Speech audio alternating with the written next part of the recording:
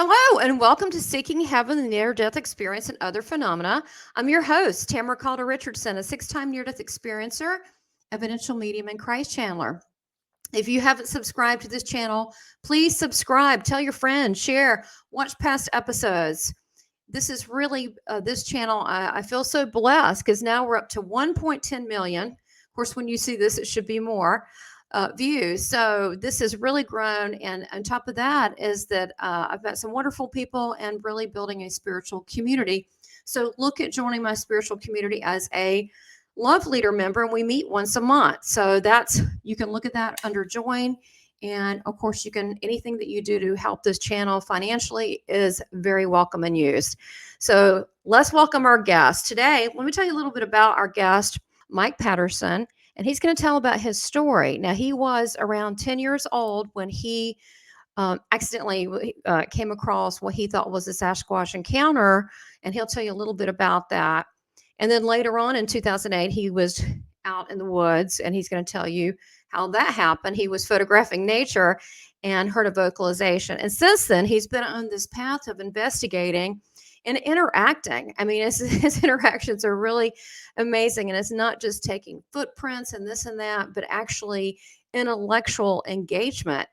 And he's here to tell us what he thinks these beings are, why they're here, and how they can manipulate time and energy in a quantum physics way, and how advanced they are. So I want to welcome my guest, Mike Paterson.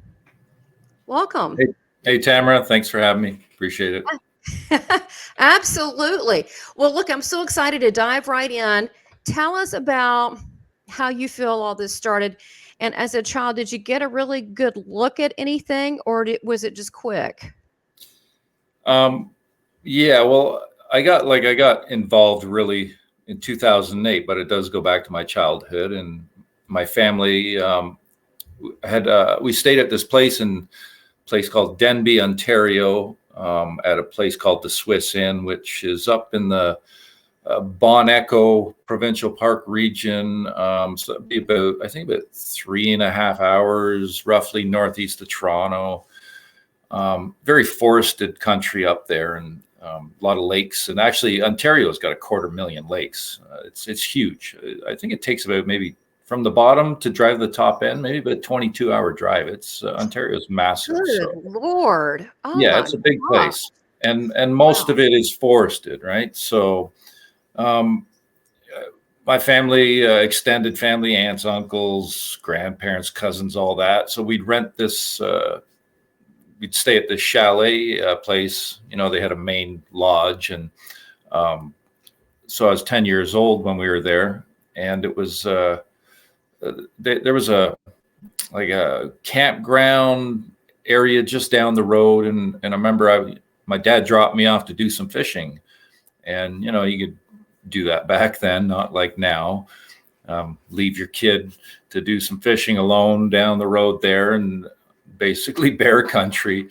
And so I was fishing there, and it was getting near dusk. And this is so over 40 years ago, right? But I still, you know, it's still in my mind. It'll never go away. So I started walking back. I can't remember how far. It couldn't have been that far from the place, considering, you know, my age. So I started walking back. It was around dusk, and I remember seeing Sasquatch standing at the side of the road. It might have been 50 to 100 yards. You know, it's hard for me at this point to understand the real distance of what it was, but it was standing at the side of the road. And when I saw it, it turned, took a step, and was gone. That was it, right? Okay. And I basically froze. I was in terror. It really traumatized me. I ended up running back to this campground, and I still almost vaguely recall the look on the man's face who was sitting there with his family around a campfire. And I stood there in front of them, and I was pale white as a ghost, and I couldn't talk. I remember my mouth felt pouted, and I was trying to get some words out, and I couldn't even speak. I was so traumatized. And finally I got the word help out, and I can almost see the look on their face still. they knew something happened to me. I was just white as a ghost. Mhm. And he ended up driving me back. And I remember I pointed out where the bear chased me. That's what my story was. I got chased by a bear. That's what I told them, right? It didn't compute back then. I didn't get chased. There was no chase, but that's what I said. I was traumatized, right? So, Okay. Were you just shocked? How big would you say it was? from what I recall, probably an adult. I have no idea on the height, but I just remember he was on two legs standing right there, and then he was gone. After I saw him or her, that was it. Then he turned and disappeared into the brush at the side of the road. So was that meant for me to see? I don't know. Yeah. Wow. But so when I got back to the chalet, I walked in the front door, and I remember they had a big German Shepherd there, and he was right there when I opened the door, and my sisters and cousins were right there too. And I remember I almost jumped out of my skin. I was so freaked out at the time. And then when I went inside and calmed down a little bit, I was still pale white. All the blood had drained out of my face, and I was just traumatized, scared. They all knew something had happened, and I told them a bear, right?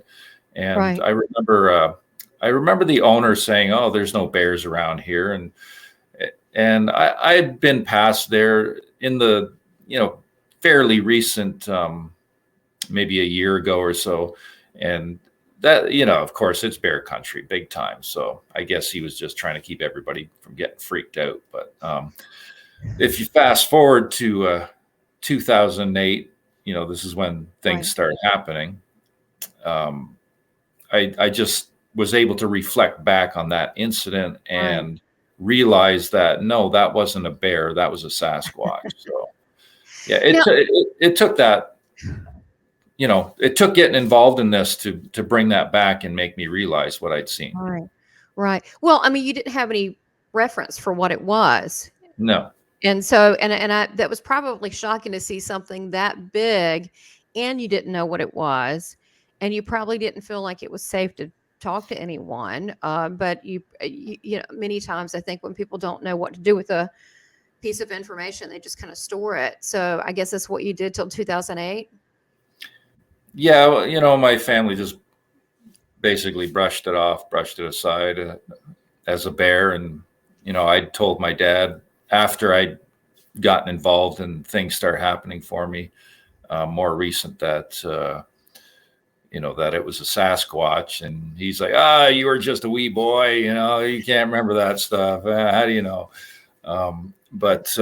Yeah, so I'd been spending time, probably started around 2007, going into the woods with a camera, bought some good camera gear, taught myself some photography skills. So I love nature and spent a lot of time in the woods by myself, looking for good photo opportunities. And I'm convinced I was being watched, and apparently they liked what they were seeing as far as how I interacted with nature. So Yeah. I had this epiphany to start looking for Sasquatch. It just come out of nowhere, and that was in 2008. And I'd made one trip prior to the vocal that changed my life. I'd made one trip up to, interesting enough, it was only about a half hour away from that experiences when I was 10 years old, on a lake called Lake Mississauga, up northeast, up around the Bon Echo area. And I was camping with a good buddy of mine, and I remember I had just started getting into this, and that's why I went up there, for Sasquatch. And I had a good friend of mine who I ended up living with for a couple of years, renting off him, and he actually experienced quite a bit when I was living there with him. But so we were out camping. We're good buddies. I've known him for probably, it's got to be probably near 3 decades now. And so we're out there, and I think it was about 8 o'clock in the morning, and we heard a scream over and over. It was continuous. Sounded like maybe a mile or two away. You know, it was distant, but it was clear, and we just stood there listening to this thing. And you know, now I look back at that, I'm pretty sure that that was a Sasquatch back then. That was the very first time. And that was in 2008? Yeah, I think that was in 2008. And then it was also 2008 that, because, you know, that's when I just started looking, right? So I'd been in touch with somebody after making a comment on a YouTube video, and they'd asked me, so, hey, you know, they were fairly close in proximity. So they said to me, you want to go to a place of previous activity? I said, sure. Mm-hmm. And, you know, we talked a bit, and when they told me where it was, I was extremely skeptical. I always thought one had to go to the West Coast, you know, that sort of thing, for any chance encounter. And the region they told me, I just like, yeah, you know, it's like, I don't know. But, you know, I'm still open-minded. So I think it was about a month later we met up. He contacted me again at one point. I said, okay, let's go this weekend, and pulled up Google Earth, Google Maps, whatever it was, to pinpoint the location where we'd meet. And we met at noon on a Saturday. And that was October 25th, 2008. And he showed me the ropes a bit. He wasn't fully advanced as I am now in understanding what we're, you know, dealing with, but right. He seemed to have a lot of experience in the subject. So, you know, we're doing knocking on trees, that sort of thing, and yelling. And it was 4.5 hours later. It was about 4:30 in the afternoon. You know, it was a drizzly day in October, and we're in this place on this main trail that a lot of people walk their dogs and do horseback and that sort of thing. I think it was a patch of woods about 228 not acres, hectares, something like that, roughly. And you know, just a good sized concession patch of forest, and there's a bunch of them around there. So I think altogether there's roughly about 5,000 protected acres, supposedly protected. They still log them, but okay. So we were walking this trail, and at one point he picks up a fist-sized rock, goes up to a pine tree, and hammers on it a few times. And suddenly I hear like a gorilla chest thump. Okay. And it was I'd never heard this sound before in the woods, right? And I'm pretty good with my sounds, so yeah. I instantly, my spidey senses instantly went on full alert. And you know, I remember I put my arm up to just basically say, you know, be quiet, let's listen. And it was only a few seconds later, the biggest, loudest triple whoop, very raspy, guttural, massive lung capacity, just bellowed through the forest. It filled the whole forest around us. It was close. And I even remember thinking back then that they sounded like they could speak English. It was so pronounced. And that just happened a few seconds after he banged on the tree, and then I heard the chest thump tone, right? So when I heard that call, that was it. That just changed my life right there. And even though there's no visual, when you hear certain vocalizations, yeah, you know what it is instantly. And we were looking for it that day too, right? It wasn't that we weren't looking for it, and you know, just kind of happened out of the blue. Even though that happened, it's still it was our intention to search this out. So now, did you continue to do investigations with this fella? How did it go from there? And I know we also have some sound clips, some audio. So just let me know when you're ready to play those, because they're really good. I actually have a very substantial library of Sasquatch recordings, and so I spent about 5 years frequenting different areas with this guy. You know, we'd go go camping for a weekend, that sort of thing. We had a spot up the west side of Algonquin Park, which we would visit. That was just out of the park's jurisdiction. Algonquin's roughly, I think, just over 7,000 square kilometers. So it's a big park. I think it's about 4,500 square miles. So it's a fair sized park. And this place is so close to the boundary that I think the park rangers, they will still visit that area because there's hunters that go in there, right? if Okay. they shoot a bear or whatever, it can run into the park boundary that's that close. But they have no real jurisdiction over, um, you know, their park rules. They can't enforce them where we go there. But we had numerous experiences there. Interactive wood knocking, banging on the vehicles, some really strange putrid smell that showed up on a very still night with, and you heard it just come out of nowhere for about 2 minutes, really strong, and then it was gone. And there's no sound being made. So we had some experiences there. But the other spot I spent about 4 years frequenting after that initial encounter, and I realized years later that they showed their abilities way back then. I just didn't realize what was going on at the time. And it was one night we're in the area walking a trail, and there was snow on the ground, and there was a trackway that was crossing a main path. And so I'm sitting there. It was late, like could have been 2 o'clock in the morning. A lot of moonlight, didn't even need a flashlight. The forest was lit right up, so I could see all around us, no problem. And It's pretty. I'm trying to figure out if this is a trackway from a deer hopping through or whatever. And suddenly we hear bipedal crunching through the snow right there beside us. And I was freaking out because, I didn't know what this was. I didn't know what was going on. I can look back now and realize that we had Sasquatch presence right then and there. So you could hear it. It was right beside you, but you couldn't see it because they can do things like that. Yeah. That is wild. Okay. Yeah, they can. I believe it's an inherent quality, an ability to shift their internal vibration to different levels that allows them to be not only invisible. I think from what has happened throughout the years, you can walk right into them and not see them, or you can walk right through them, depending. So it's these things that shows me that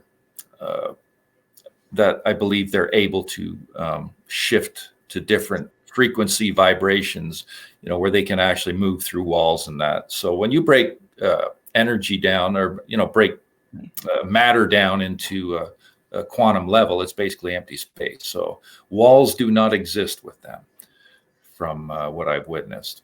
So this is what it means, I suppose, when you say they're interdimensional, right? They're manipulating time and energy. Is that right? Yeah. So they can visit us literally inside our homes, and they do. I've moved 4 times through this. Yeah, I've moved 4 times throughout this journey over the past 14 years, and activity has followed me. It's shown up wherever I am. It's come in the house. It's been in the house. I've had witnesses to that. And my good buddy that I told you that very, very first time. So I lived with him for a couple of years. It was in Brampton, Ontario, just a suburb, city suburb. And so he was really skeptical when I moved in. But by the time I left, they'd given him footprints in snow, in the grass in his backyard, shook the tree. They'd given him physical contact. They'd given him a telepathic mind speak, and even walked across the room in front of him, through the wall, out through the closed door. And I haven't even had that. Again, no, I'm trying to visualize that. Say that last one again. I'm following you on all of that so far, but the last one, they walk through, what was it? They walked across the room, floor to ceiling, right in front of them, basically through the wall, across the room, and out through the closed door, just so to give him a visual of their presence in partial form, not full physical form, see-through. Okay, got it. See-through, that's even cooler. Okay, so this is the other part of it. It's not only that you're looking at them, and first initially it might have been an accident, but question mark, was it an accident? Were you meant to see it? Because it changed your path early on. You didn't even realize it. And so they're watching you as well. You're not just watching them and go out there with the intention to look at them, but they're looking at you as well. So I'm just curious, do you think they're learning from us, or what would be their interest in people? They know all about humans, more than humans know about humans. Yeah. From Okay. from what I've witnessed, there are no secrets we can hide from them, and that makes them a threat to the powers that be because they know their dark secrets. I'm at the point where I've developed written communication over a number of years, over the past decade, documenting a family up in the Kawartha Lakes region here in Ontario.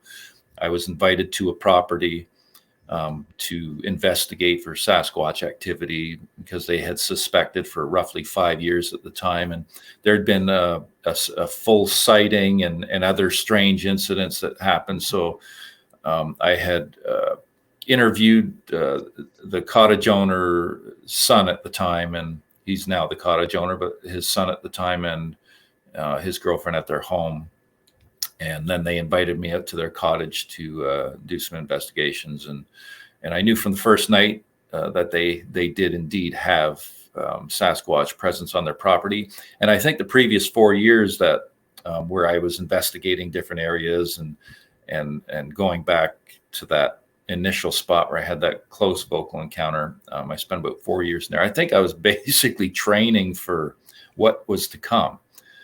That's how it seems to me at this point, right? And by the time 4 years, and I go into this place to investigate this property, and things start happening basically right away. And we've had literally, so I've been visiting this cottage for the past decade, minus I think close to a couple of years because of some issues that came up, but we've had activity on literally 100% of the visits over that time, from late September 2012 to it was March 20th, 2015. We had 80 visits in at that point there. Wow. So, and then from 2015 till present, I haven't counted, but there's been many, many more visits.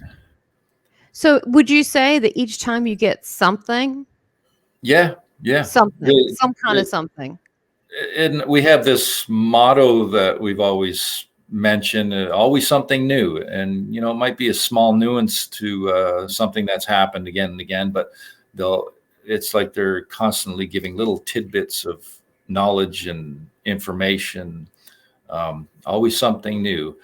There's a very high strangeness that comes with all this stuff. It's very paranormal. There's one incident where I remember so marbles have been very predominant as a object used to show their presence. And I've had them dropped literally right into my hands out of thin air. I've actually had 2 incidents. It took them 8 years before they did this, where they held a marble at arm's length, sitting at the table indoors when this happened. So there's as much activity that goes on indoors as out. So I was sitting at the table. Go ahead. I see you want to ask. No, I was going to say, do you have to be in proximity when you're inside your home or wherever it is? Do you have to be near them, or could you just be further away and them visit? Do they know where you are, wherever you are now? Yeah. Yes, they do. They have shown me again and again that it doesn't matter where I am. Okay, that's what I want to know. I've had activity show up in my car. I've had activity show up at a job site. It's just crazy. At a job site? Okay, well, go. I want to hear that later. Okay, go ahead and finish this one. So I was sitting at the table, and this is 8 years later, hundreds and hundreds of marbles later, they finally, I'd be standing there in the room talking sometimes, and I'd hear tink. I got a glass in my hand, and I look, and it's like, oh yeah, I got another one. A marble just appeared in my glass, but I don't see that moment where it pops through empty space. So they finally allowed me to see that. I was running my audio recorder outside at the time, so the window was open, so captured my reaction, and you hear the marble hit the floor. So they about arm's length, and they pushed it through empty space slowly and deliberately, and it looked like it was coming through wormhole, and it popped through and dropped to the floor, and I just freaked out, right? So well, that's probably why they waited for so long. Because you're like, oh my God, at least now you're excited. In the beginning, it might have been confusing. So they're really teaching you a lot about energy and different, I guess, different realities, or breaking down form. They're teaching you right? Yeah, they are great teachers. Sasquatch, and I use this term often now, they are masters, absolute masters of energy. So it's just absolutely incredible what they can do. They can leave a single footprint in snow without a trackway. I have learned they choose to leave their prints. I've documented literally hundreds of footprints at this location in snow from multiple family members over the years that have, there's been nights where 4 family members come in and they've left one print beside each other just to say, hey, we're here, show their presence. And so I've documented literally hundreds of prints over the years, and 100% of them go nowhere. It's either a single print or it's a trackway that starts and stops just right there. And all of them are given purposely to us. None of it is by chance or by mistake. It's all intentional on their part. This blows my mind. Can I show some of your photographs of them in the Yeah. snow? Okay. So tell us about this one. So that's actually my foot on the left there. Okay. And the other, I put it there for comparison. The other individual, his name's Nefertia, which we got his name after many months of me patting my chest going, Mike, this is something I've done. I actually do it here at home too. And finally, one day, I run audio, I record audio, right? So he finally one day said my name, the cottage owner's name, and then he said the name Nefertia. So he was 17 years old. I've gotten his age. So I think he's 20. I think he's 27 this year. And when they wrote down the age, they actually, I used a chalkboard and a sketch pad. They wrote down 48 first and rubbed it out and put 27. So it just showed me right there, their time is not linear like ours. Their time is much different. Trying to decipher how we see time. So it's like, oh no, it's not 48. It's actually 27 years. And so that's Neff's foot then. Since then, in 8 winters, it's grown 4 inches. So it's now at 16 inches as of last winter. So it might even be bigger this year. I haven't seen it yet. I'm hoping to before the snow disappears. Look at that. And that is a 20-inch print from, call him the big guy. If you look at the very left upper, above the middle there on the left side, you see my boot print, which is just barely goes through there. And it's only a thin layer of snow, really. There's frozen gravel underneath. This is right outside the cottage. You could see the melt in the print, although there was a light snowfall, so it's kind of filled in slightly, but you get the melt from the heat from their feet too, right? So that's a 20-inch print, and he's shown it a couple times. And as of last year, that print is now 21 inches. So that's grown 1 inch in the 8 winters, and he is about 12 feet tall. Wow. 12 feet. And that's Neff's foot there. So that's after 8 winters. The one you just saw where my print's placed beside it, that's 4 inches bigger than what it was. He's a big boy. He's been growing. Yeah. Wow. And they've given us drawings. I have dozens of drawings from them. And I actually, one time I had mentioned, I wonder how big Neff is. And I say this stuff out loud there. I wonder how big Neff is, compared to us. So they actually gave us a drawing, put a heart in there and everything. And they're very loving. And so there's Neff in the middle, Dwayne on one side, me on the other side. And they put a D for Dwayne, M for Mike, and Dwayne's slightly smaller, so they showed that, and then they put Neff in the middle, and he just, he's probably a good at least. Really, 8. This blows my mind. I've seen several documentaries on Sasquatch. I've had someone on Nothing Against Them. I'm sure I don't know their whole story, but I am amazed at how there is such a loving interaction. It's not just separate investigation over here, but this is you have it seems like an emotional connection with one another. They know you know who they are. You've been following them. It's like a familiar face. It's like extended family, almost like Jane Goodall when she studied the chimpanzees in the forest. They had a relationship and trusted her. It sounds like you've reached a level of trust where Yeah. they leave these things for you. Yeah. And, I'm aware of their abilities. And if you're trying to trick them or lie to them, they know, so. So, And I also learned I have no privacy either. But I just want to mention too that picture with the 3 casts you showed. That's all yeah, the yeah. same. That's all Neff over the That's years. all Neff. Okay.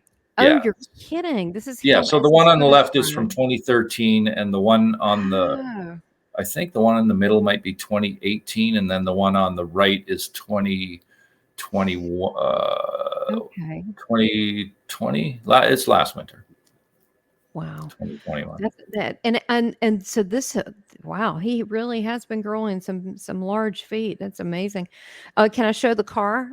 You could explain the car Sure. back. Yeah, they have a lot of oil in their skin. Okay.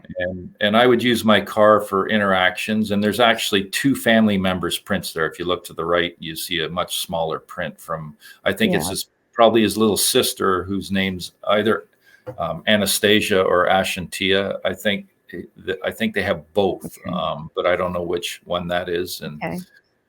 And yeah, that would be Neff's print on the big one. My gosh, that's a big hand. How big is that hand? How big is that hand, do you think? Uh, I'm not sure, but it's huge, and they have a lot of humor. So they know I've asked for handprints many times, and I've even had where they've drawn a handprint basically the size of my car door, just in humor, being funny, right?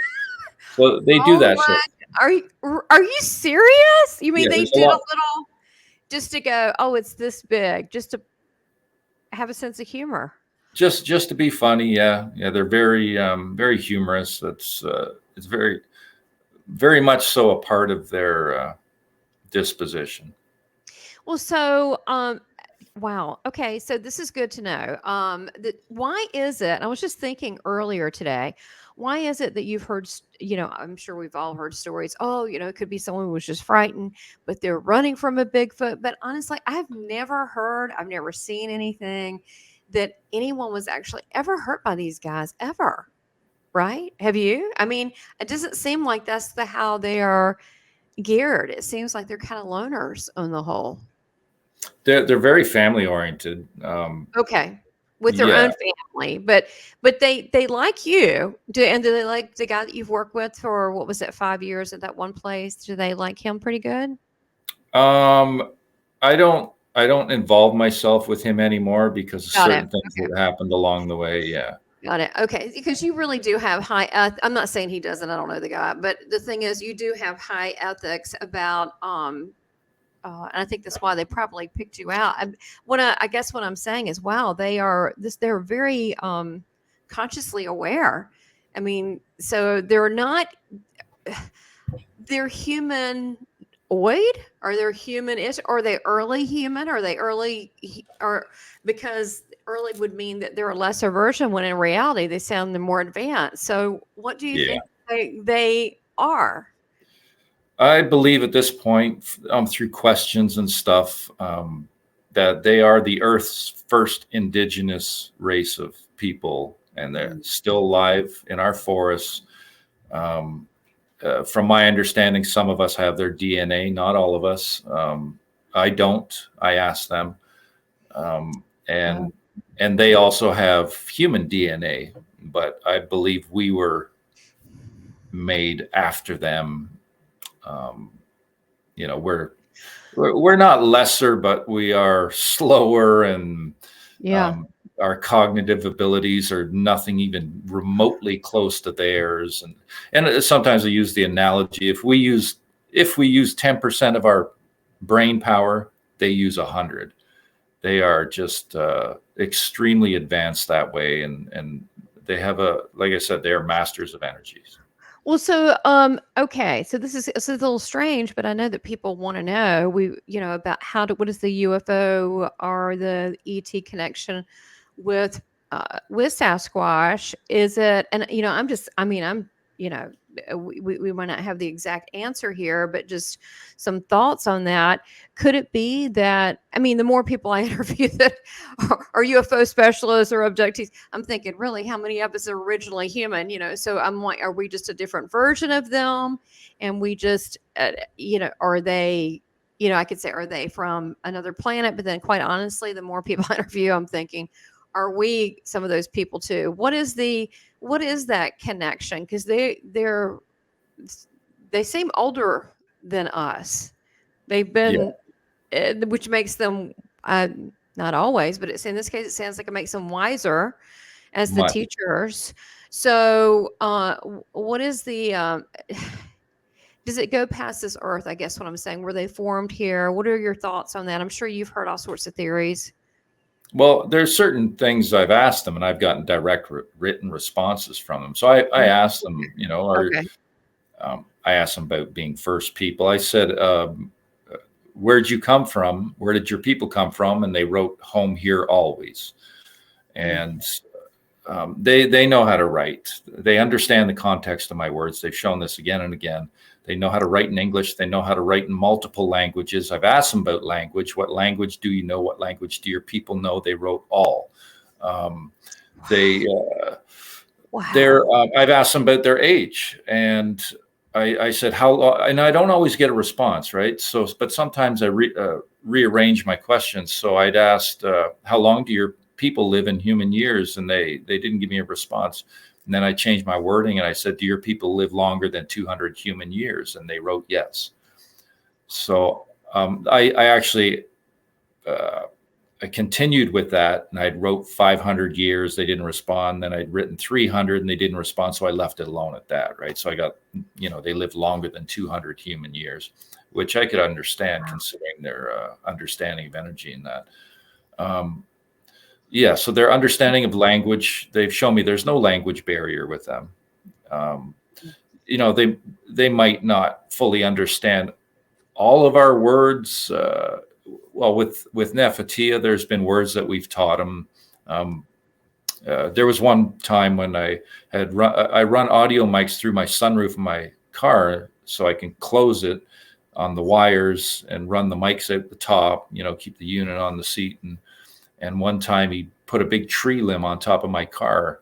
And as he's doing that, I hear him say the word flower, because they used the flowers also as an object to show their presence. And so but they were silk flowers. They weren't real. And it was just something to show their presence, right? And I picked this up, say flower. And so when he put this tree limb on my car roof, I hear his voice, say the word flower. And so it was the next visit. I actually went and I took a flower in one hand and I walked up to a tree and I put my hand on the tree and I said, tree. And then I held up the flower and I said, flower. And I did that and I flower. And I verbalized it several times, breaking it down slowly and showing him how I form it with my mouth, how to form the word. So the next time we went back, I recorded him saying tree and flower. And the first time he said it, he couldn't pronounce it properly. He couldn't control his lung power. And it was actually pretty funny. And he even chuckled to himself. I have the audio of this clear as day, right? He laughed at himself trying to say this. And after a while, I have him saying flower, like, look at me now. And so you play back and forth. I mean, this is like, how can you go back to a normal life? I mean, because this is like fantastic. I mean, this is magical. Yeah, it's pretty amazing stuff. And there's been a lot of direct verbal communication, which is extremely, extremely rare. There was Ron Moorhead back in the 70s with the Sierra Sounds, and they had interactions going on, but not where they're calling out your name and you're interacting, teaching each other certain words. They've taught a few words out of their language as well. And I even got yelled at for not pronouncing something properly. He's trying to tell me something, and he finally screams at me, no, he yells at me, and what can you do? I just laugh, right? It's but I can't see him when this is going on. He is in an invisible state when this is happening. This is But amazing. there's been a lot of physical contact. So I've had, pats in the head and pokes, and even my face covered sitting in a chair. And so that's how I know they're invisible. And then the activity indoors shows their interdimensional nature. The telepathy comes in numerous forms, but I've experienced the mind speak a few times, which is very strong when they want it to be. It's absolutely just, I've been woken up sleeping on the couch from them grunting in my head, and where I just shot to my feet. And so, yeah, they're absolutely incredible with what they're capable Can of you doing. give example of the mind speak? I mean, I'm sure you've got a ton of them. How, like, example of that's happened? How, how that works? Is it Well, telepathy? it's telepathy, right? Like Okay. we have Okay. it as well. I've had Right. every once in a while I get an incident that happens where I don't know if I'm catching a thought, or with somebody I'm with, or if I'm catching a thought, or vice versa. But and suddenly they'll say something, or I'll say something, and it's exactly what they were just thinking. That Mm. same phrase even. Um, Okay. I actually had an incident, geez, at least a couple decades ago, maybe even almost 3 decades ago, where I was working with this girl, and um, the internet was basically new back then, right? So she was doing something on the computer, and she'd asked me how to spell a certain word. So I, pulled up Microsoft Word, and showed her how to use spell check. And I remember saying to her, her name was Helen, and I said, "Hey, Helen, okay, give me a sentence, any sentence." And suddenly, of all the stupid things to say, and I'm not calling her stupid at all, I'm just saying about it because it's a ridiculous Mhm. sentence. I hear clearly in my head, "The dog went to the store." Um, Probably a couple seconds later, she said those exact words. So that's telepathy right there, right? That's personal proof for me, anyways. It's Mhm. and Sure. it's happened many times throughout the years, throughout my life. But it's very periodic. I don't have any control over it. It seems at this Hmm. point, anyways. Yeah. A lot of people are like that too. So, what you've done is, if, when you're communicating with them, you're communicating in thought, not sometimes, right? And so you I can do be both. anywhere. I do You do both. both, like, "Hey, I'm here. Hey, how's it going?" But then you can also in your head go, "Really, a flower?" And then whatever, and then they communicate back. I've not had a verbal, or sorry, a telepathic back and forth communication. They have heard me and responded in Later. different ways, or later Okay. on. It brings an incident to mind where I have a recording where both Dwayne and I were outside, and I just say quietly, "Where are you, Neff?" And suddenly, like, perfect timing, way off in the distance, just wham, nice big huge loud wood knock in response. It seems, I'm quite Wow. confident it's in response to my question, which there's no way he would have heard that, way off in the distance. All I did was Right, just right, talk quietly, right? So right. So he heard all that. So this gets into the area of really the paranormal, and the fact that they can leave tracks without, or the marbles, or with the hands. You said that wasn't that in your, was that in your home? Was touching you? well, it's happened both indoors and out, on Okay. location in their home, both indoors and out. I've not had physical contact. They haven't given it to me anywhere else yet. Um, but hopefully, at some point, I do get visits here at home, and I am developing activity with another family. And I know it's another family because I asked Neff's family directly if it was them, and they said Okay. no. So, but it's the Okay. same. It's the same activity. It's the same kind of unfolding or progression of how they interact with humans.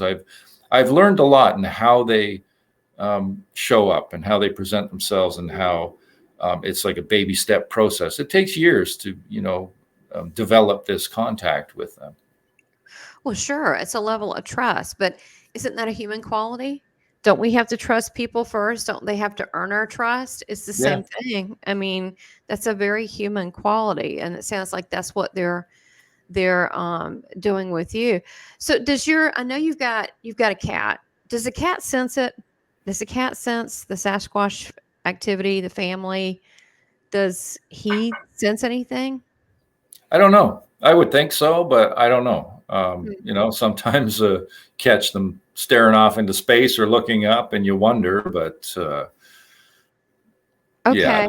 I haven't had anything, defined where it's proven that to me yet. I try to be as objective as I can. Right. Sometimes, I don't always call it as it is. And it gets a little bit difficult sometimes because there's been so much of it over the years that, you might call something Sasquatch when it wasn't, but I do my best to stay as objective as I can. Why are orbs seen many times with Sasquatch? Well, they're directly related to Sasquatch presence, and I have witnessed them both indoors and out on several occasions, in real time, as well as after the fact. I photographed them too, right? But I have the most fascinating one was it's like a red plasma type orb, and it was witnessed by the cottage owner and his girlfriend previously in the woods. But they said it was like this row of lights, and it turned into a red translucent doorway, and like rectangular doorway in the woods. So when it showed up again, I was there, and something weird happened, right?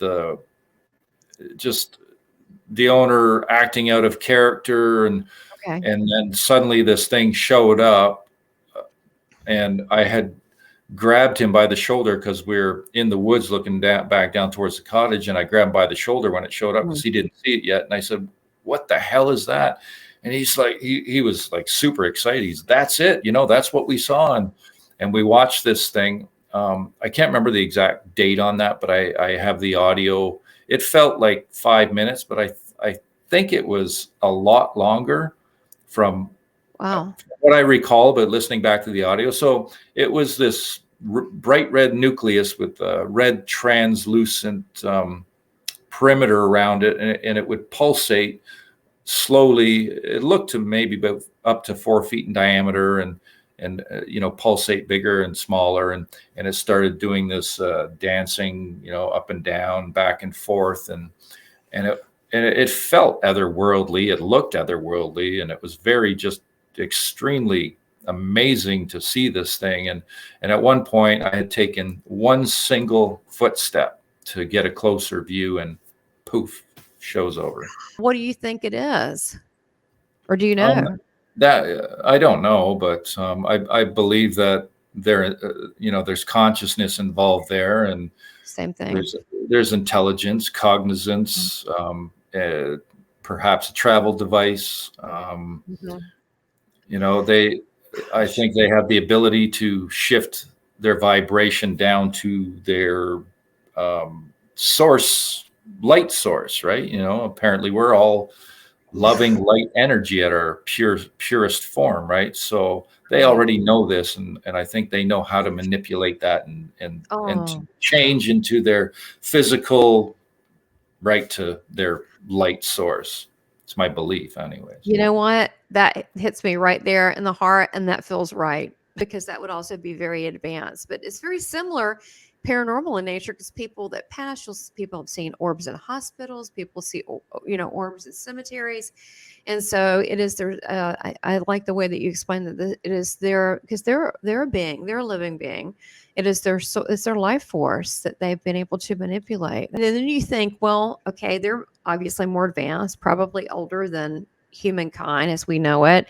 Then you think, well, why haven't we progressed to that point? And I think that's instead of looking at Sasquatch, Bigfoot, why haven't they integrated? It should be the question. It should be the opposite. Why are we not more advanced like that? That's an easy one. We're being manipulated at every angle by, a group of psychopaths, basically. Yeah. Every angle. This entire system, they own it. The governments, the education, the banking, they own it all. They have, infiltrated, and they own the entire system, and they're using it against us. And that damn television is one powerful tool that they use to basically brainwash everybody. One of the things that you said that in the city that they you would think that a Sasquatch would only be in the middle of the forest or remote area, but they did show up in, you said, in a fairly busy area. Well, when I was first visiting Dwayne's cottage, I was living basically in the west end of Toronto. I was right in the city, and they would follow me home. I'd get activity in the apartment. I have a camera bag, and I would check it thoroughly, the whole entire thing before I left.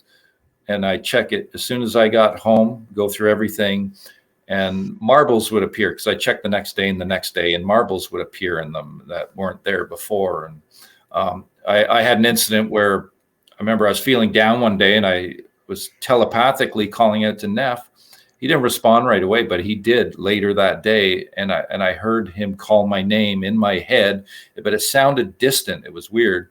And then immediately, and I mean immediately after he called my name, I was sitting in my apartment at my computer. Suddenly I get bang, bang, bang, bang, bang on whatever it was in the apartment. I'd never heard that. I'd been there 8 years. It had never happened. So the timing, that was him.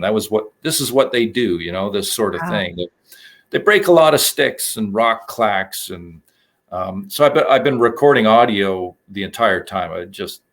Every visit, right? And they've really shown how they interact and how they show up, how they interact with humans. And it's a choice. It's I've learned to discern their presence through my audio recorders, without them vocalizing at all, that sort of thing.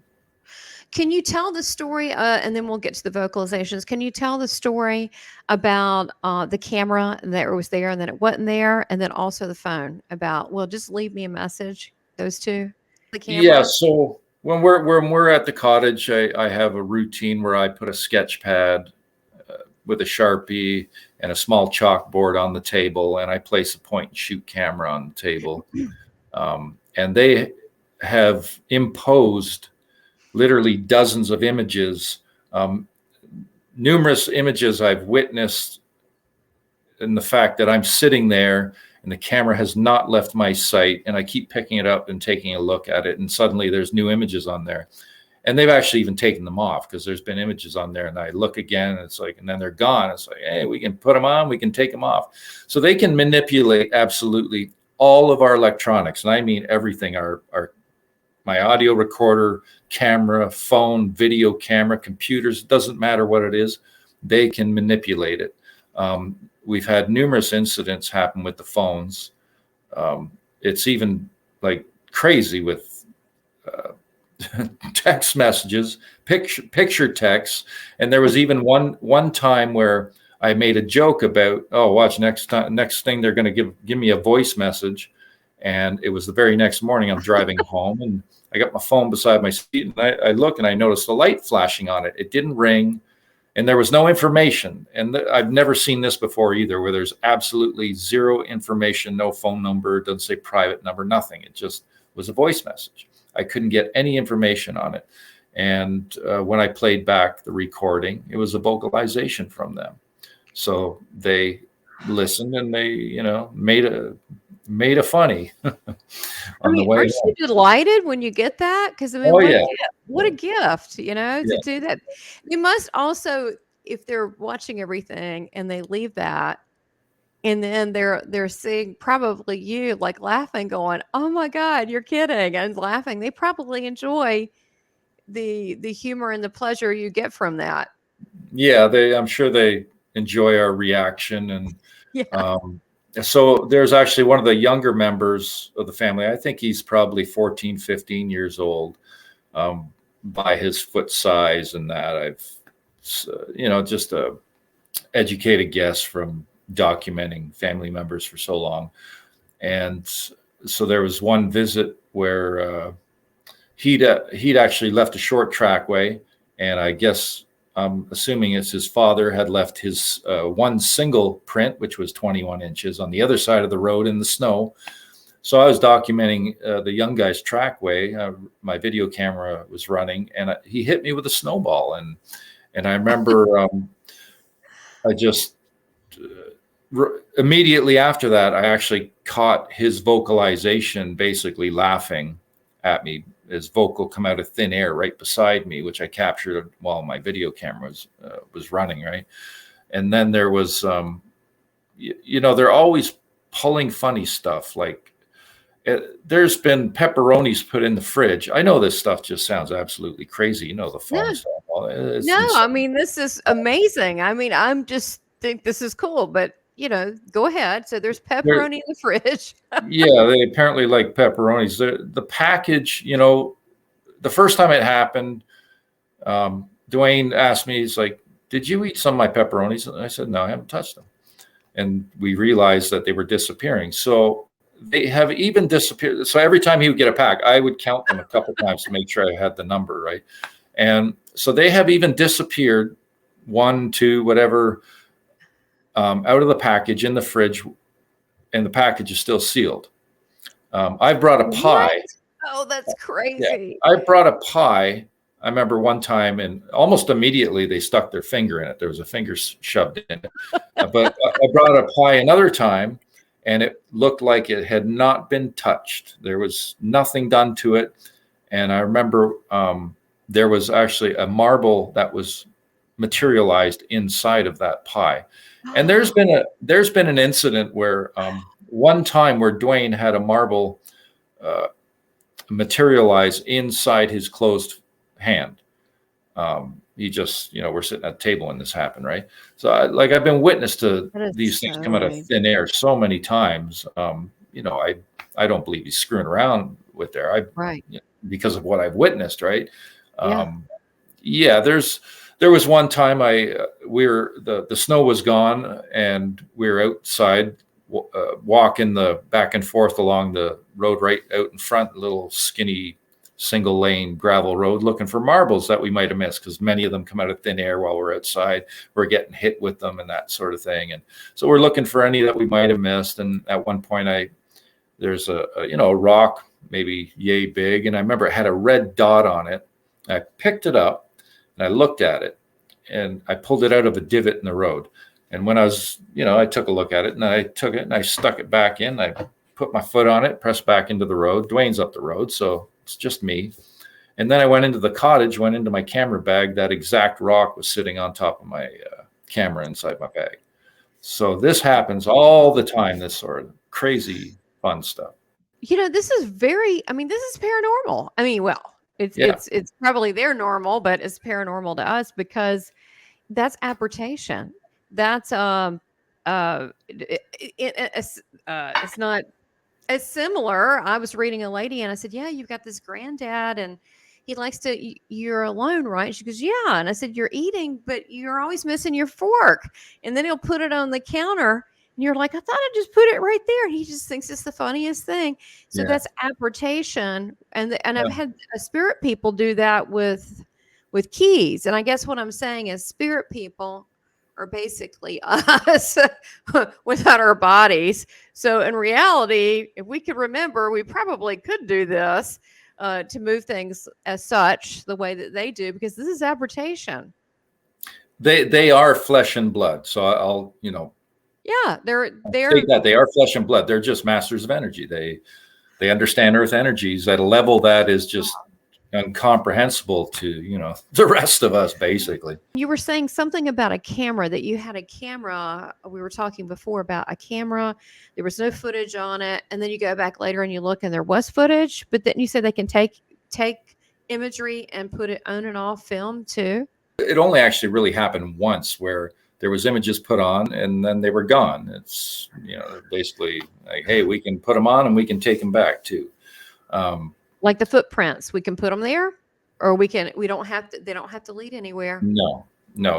We've stood outside so many times and Neff is right there. And I always reflect back to one story where Dwayne and I are standing there and I get poked and I just say, "Neff's here."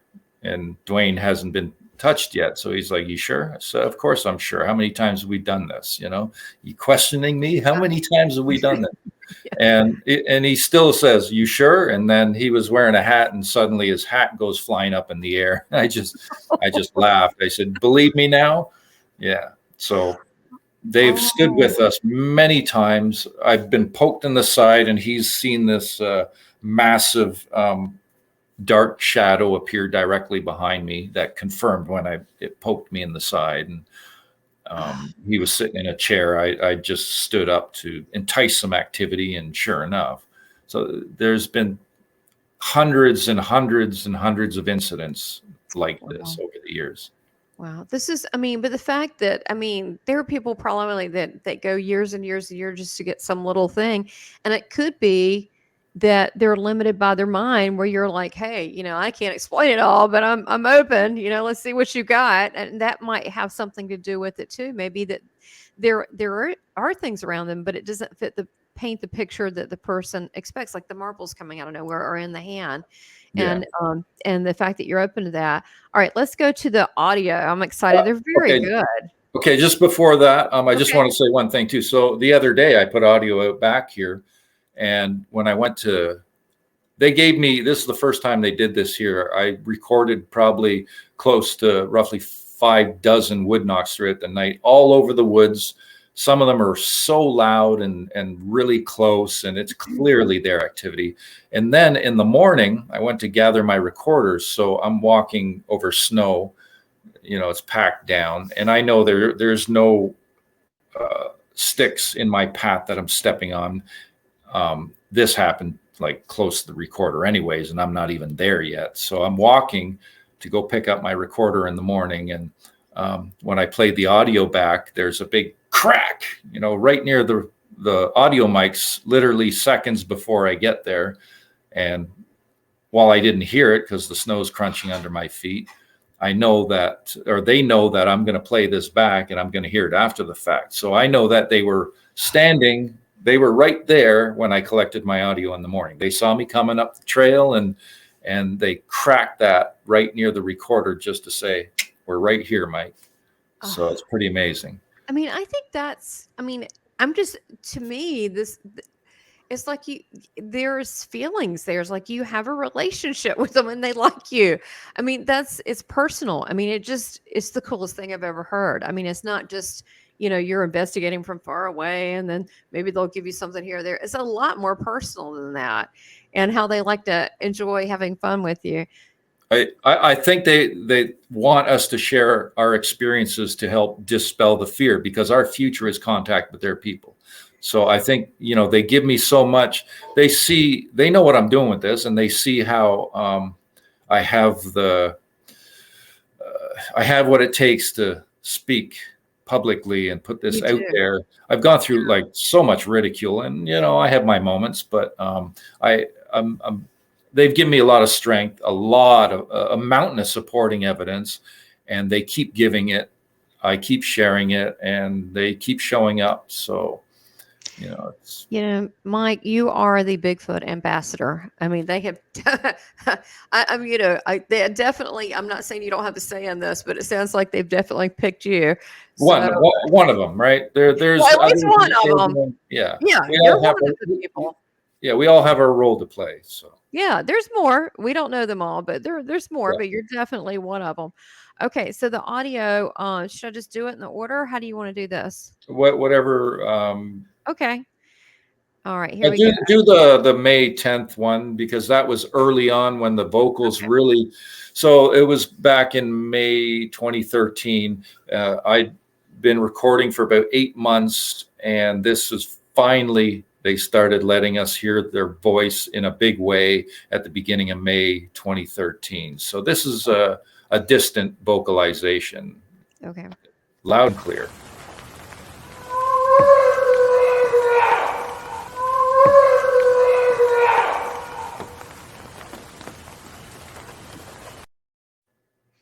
So it's not a wolf. It's not really a howl. What is it?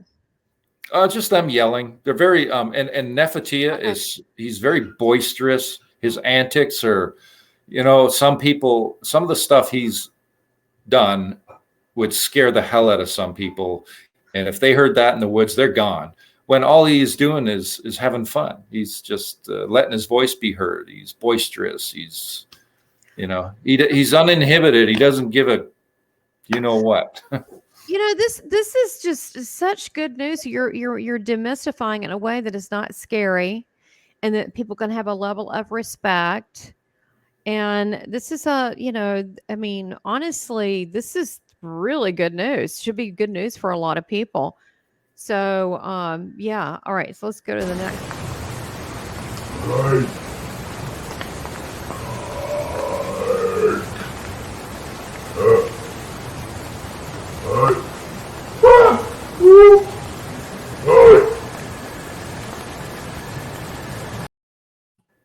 All right. So that was actually the very first time he called my name, and I was up in my tent, and my audio was running through my vehicle. So there's actually an incline. There's a pretty steep incline right there going up into the woods, levels off maybe 150 feet up roughly. And my tent would be placed back there over top of the hill. So he, is near my vehicle where I'm recording. And I heard him when he did that. So I was in my tent when that happened. And I remember I said to Dwayne in the morning, because he's crashed in the cottage. And I told him, I said, I think they called my name. He's like, what? I said, I swear I heard him say Mike. And then we played the audio through my stereo in the car on the way back. And it's like, wow, just mind blowing. I mean, it is my. Okay, let's hear it again. This is just. I was like, he said your name. Let's do it again. Right.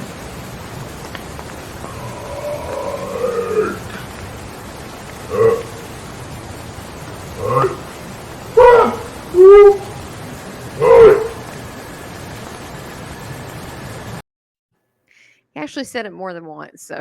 Oh, he said it 4 times there. Yeah. He was like, yeah, because it was like Mike, and it was like Ike. It was kind of sounding like Ike, and then he said it 2 more.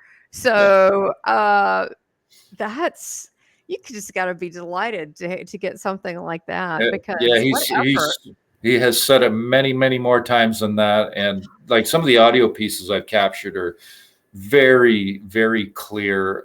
There is a lot of white noise in a lot of the recordings just because of the quality of recorder. I can't afford really expensive equipment. So it's good. I mean, it's good. It was very clear to me. The stuff's still, it's close and it's clear and it's very interactive. Yeah, that's the main thing. It's very interactive. So here's the next one.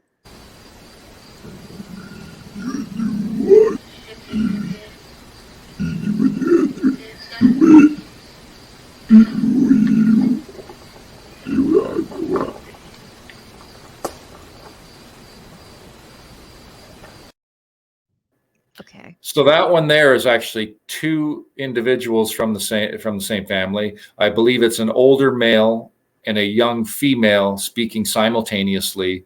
So they're basically talking over top of each other, and they're speaking language. Yeah, because I thought I heard a woman or a female. Yeah. Because it was like, yeah. Okay. Oh, let's hear that again. That's wild. And they were speaking.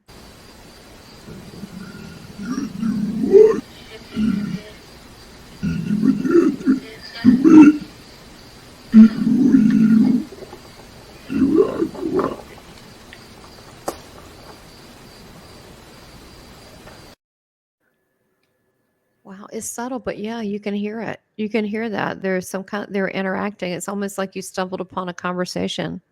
Yeah, I think that recording was done by the cottage owner. I can't remember if I was there that visit. And at one point, I think his computer crashed and he lost the file, but he had cut that piece out. I think he cut a few pieces out first. But like, we both have our files, right?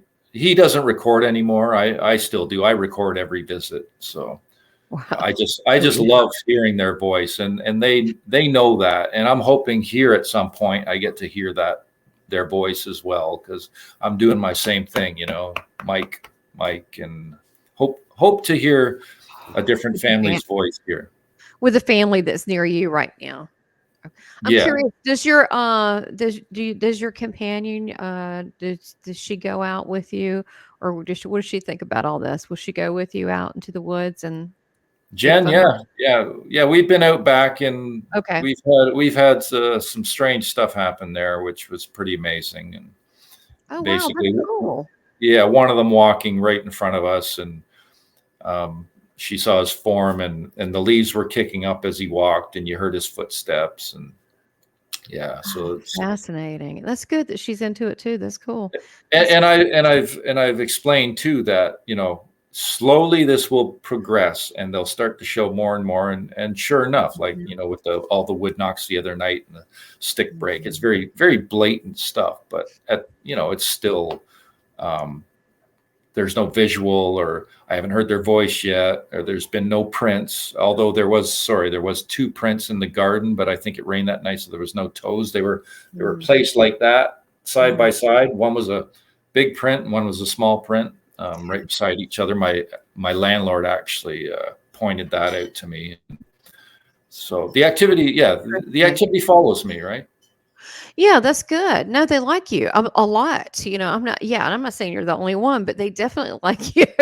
This one, I was just like, oh my God, I love this next one. It is like I mean, I would have never thought that this is the sweetest Bigfoot thing I've ever heard, but it is. So I'm going to play it. Okay.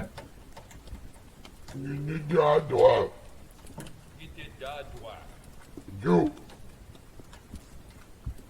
You, my friend. You.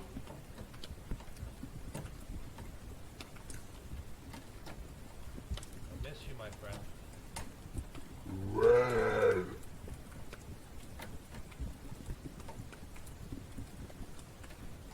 Is that who? Who? Who?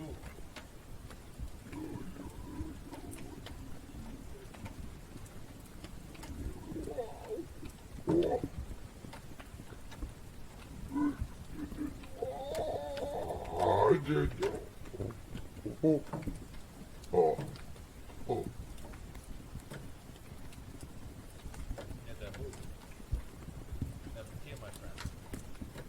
What is, pa-ooda? Two. Yeah. Two. Go. Oh. Yeah. Ooh. Ah. Love you, buddy.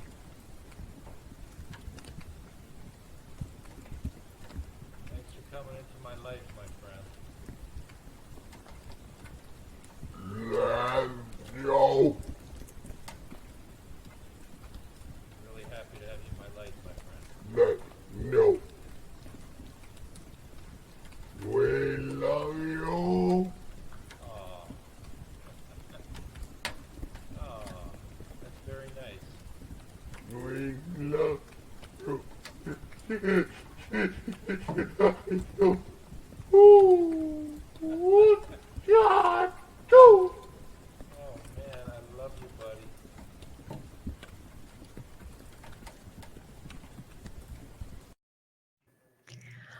Okay, you don't get better than that. Having a Bigfoot family and telling you that they love you. Yeah, there's actually a lot going on in there. I've been able to decipher to a certain level that he's Yeah. speaking about multiple different topics. So when that starts, he actually says Ninadadwa, and I got the meaning of that from them in English, and it means invader go, because we had a problem with trespassers, which still goes on. So that was referring to them, the invader go, and then at one point, he'd mentioned, I'd asked about something he'd said during another visit, and I said, "What is pauta?" And then he says, "Nin chu tu da du da." You know, he gives this. I love that da at the Yeah. end, really deep, and Yeah. and then he says something else, which has reference to something that I'm not going to mention. Uh-huh. And then there's a couple things in there, and then at the very end he goes achoo. So that night I was actually having an allergy attack. So that was in reference to me Oh, God. sneezing. Yeah. Oh So my gosh, achoo, the sneezing. So when he was, not the other stuff, but when he was talking the language and you understood it, what was that part he was saying there?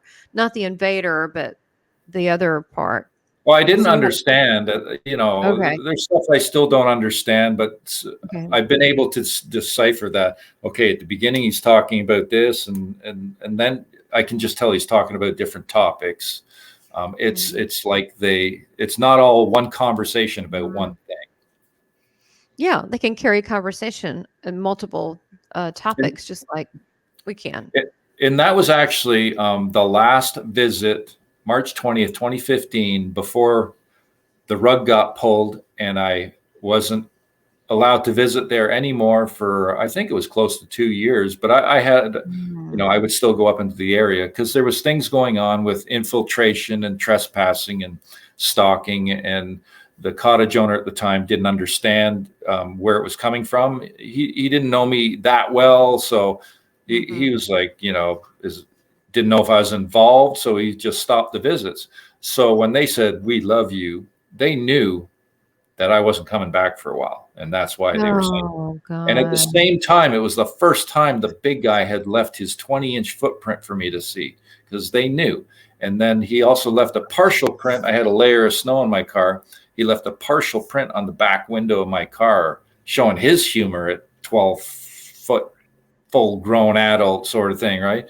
So very gentle soul. And they can actually make contact in the dream state as well with their understanding of energy. And he showed up about 15 months later in my dreams, and I shook his hand, well, his fingers, because his hands were so big. I think it was 2 fingers I held onto.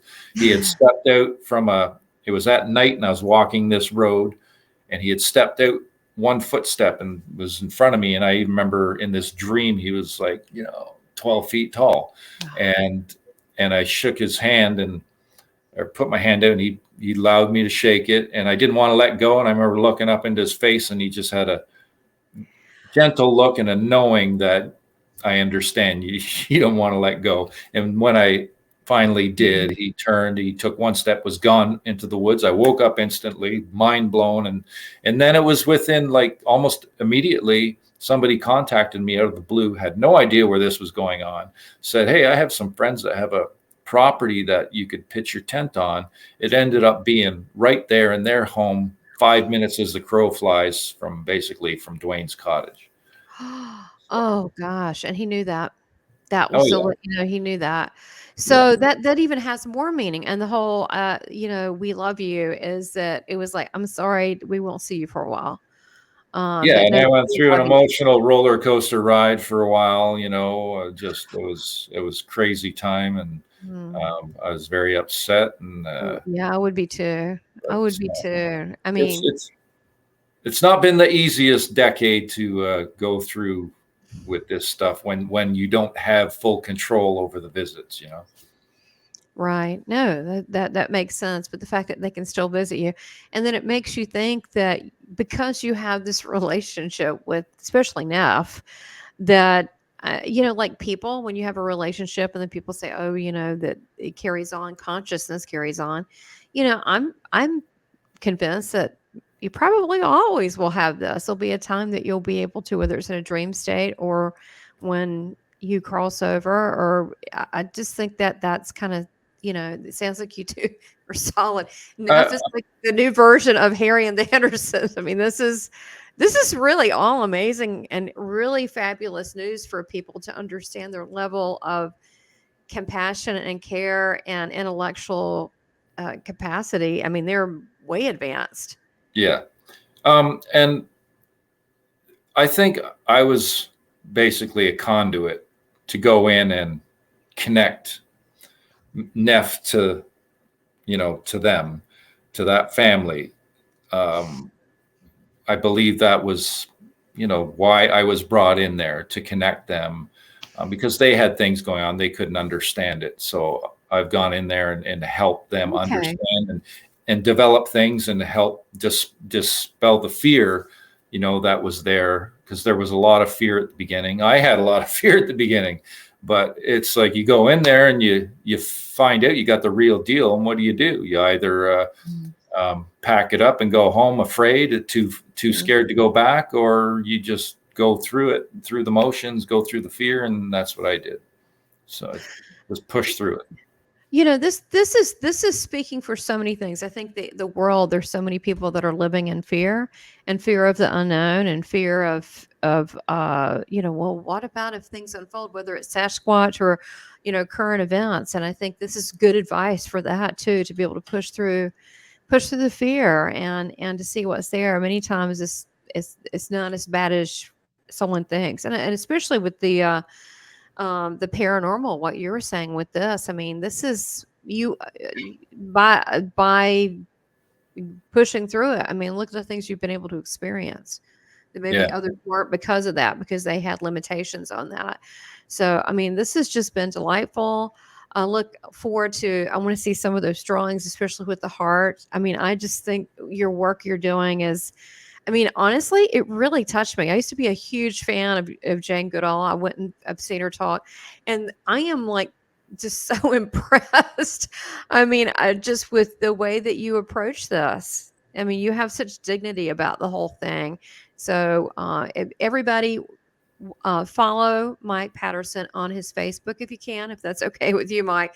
Is that okay? Yeah, I have my Facebook channel, but I also have my YouTube channel, Sasquatch Ontario, in that order, Sasquatch Ontario, and also SasquatchOntario.com. I have a website. Thank you. I have a lot of videos posted publicly, but I also have a subscription content that is not posted publicly. Oh. I don't put quantity, but it is quality content. And also, it's this is my passion. This is my life. I'm so far down the rabbit hole. I'm not coming back. No, it's gonna, this is part of who you are now, and it's just way too interesting. A regular life would be way too boring. So thank you for mentioning that. The articles and everything that you post are just fascinating. You have stories. You have more stories. This is just to touch a few. So the information will be down below. Everybody, follow Mike Paterson. You're definitely a person to be followed in this area, and definitely a leader and a Sasquatch ambassador. So thank you so much for being on the Seeking Heaven channel. This has been absolute, hands down, one of my favorite interviews of all time. This is fabulous. Thank you. I appreciate that, Tamara. And I sorry, I just missed too with my email. If anybody wants to contact me, SasquatchOntario@yahoo.ca for Canada. So perfect. I'm always willing, to help and answer questions for folks. And I do my best to help people to get through their fears or whatever, they want answered. Well, I think it's fabulous. So look, you need your own show. You need to contact the Travel Channel. You would be fabulous. Seriously, you would. If you need a medium, I'd be great, because I'm not afraid of this. Well, eventually they will get to that level.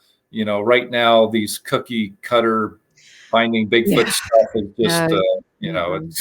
just, it's comical actually to me, but eventually they're going to get to that level where this truth is coming out. And, at this point, if they asked me, to do a show or something like that, I already know I would, unless I have control over the final output. I'm saying no, because I see what they do. They'll just edit it for ratings, for I hear you.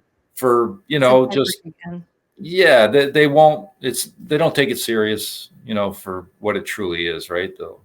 No, I agree with you 100%. I've turned down 5 different times, different networks on things, because I don't do things spooky. I don't glorify the dark.